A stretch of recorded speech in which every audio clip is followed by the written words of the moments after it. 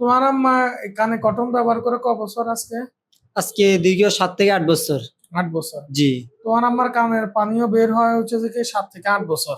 জি, মনে হয় আরো বেশি হইতে পারে। আমি আরো বেশি হয়। জি মূলত হচ্ছে মা হচ্ছে যে কি কানে চুলকায় সেজন্য হচ্ছে কানে কটন দেয়, হ্যাঁ? জি আমরা সবসময় কানে কটন দিতে অনুৎসাহিত করি।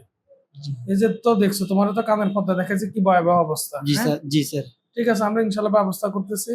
দেখি আল্লাহ কি করে, ইনশাল্লাহ সুস্থ হবে ইনশাল্লাহ, হ্যাঁ? জি, আসসালামু আলাইকুম। আল্লাহর ব্যাপারে নিরাশ হবেন না, তার দয়ার প্রতি আশা হারাবেন না।